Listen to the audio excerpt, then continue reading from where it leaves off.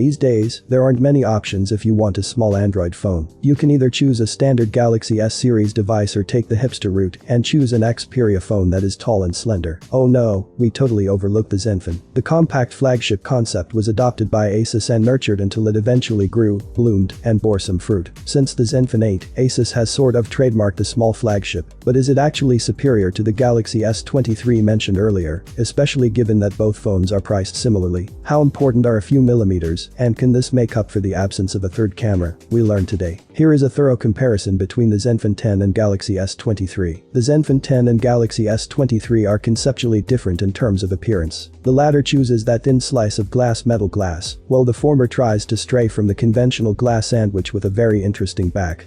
Beauty is subjective, but for the majority of people, the Galaxy S23 might be the prettier and more fashionable gadget. However, the Zenfone 10 offers something distinctive in the current glass and metal wasteland that is the modern smartphone market, so it comes down to preference. Objectively, it could be said that the Zenfone 10's back scratches more readily, while the Galaxy S23's back is fingerprint and break prone.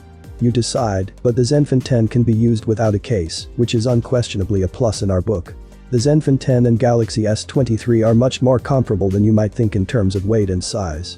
Both phones weigh around 170 grams, and the differences in their sizes, which are only a few millimeters, are also fairly small. The Zenfone 10 is narrower, slightly taller, and also thicker than the Galaxy S23, which is shorter, slimmer, and wider.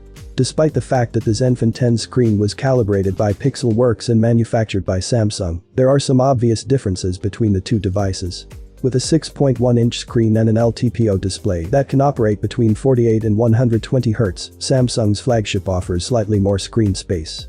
Its peak brightness is also higher at 1750 nits. In contrast, the 5.9-inch panel on the Zenfone 10 can only switch between fixed refresh rates, namely 60, 90, and 120 Hz, and an advertised peak brightness of 1100 nits.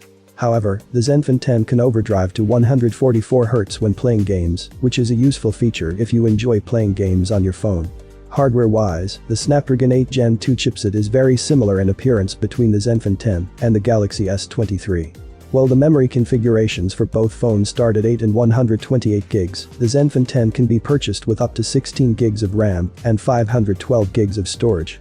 Although it is more expensive, the choice is still available. On neither of the two is a microSD card expansion slot present. The Zenfone 10 and the Galaxy S23 both ship with Android 13, and they will soon receive the significant Android 14 upgrade.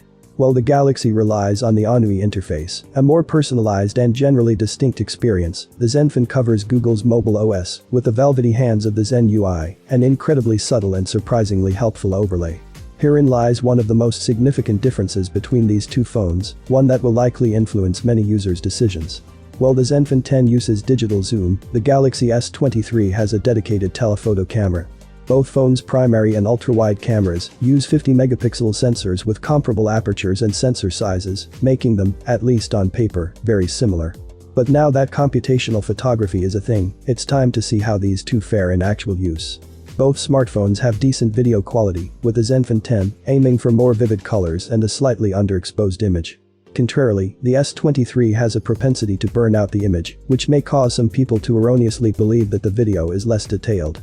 In comparison to the Galaxy S23, the Zenfone 10's battery capacity is significantly higher, 4300 mAh versus 3900 mAh. Our battery tests demonstrate this. In our browsing test, the Zenfone manages to outperform the Galaxy by a significant margin, and it also performs better in our YouTube continuous test. Both phones have a gaming lifespan of about 6 hours, which isn't particularly impressive but still respectable. The Zenfone 10 has another benefit in this area. It supports wired charging up to 30 watts and includes a charging brick with that wattage in the retail box. On the other hand, the Galaxy S23 only supports 25 watts and requires a separate charger, which you can also use if you happen to have one lying around.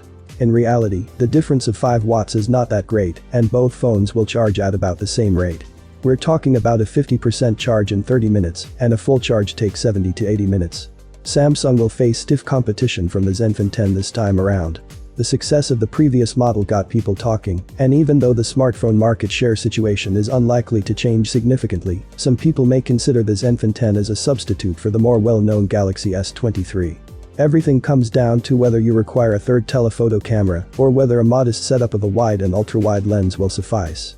With the exception of the appearance, which is again a personal preference, the Zenfone 10 appears to be superior to the Galaxy S23 in the majority of other areas.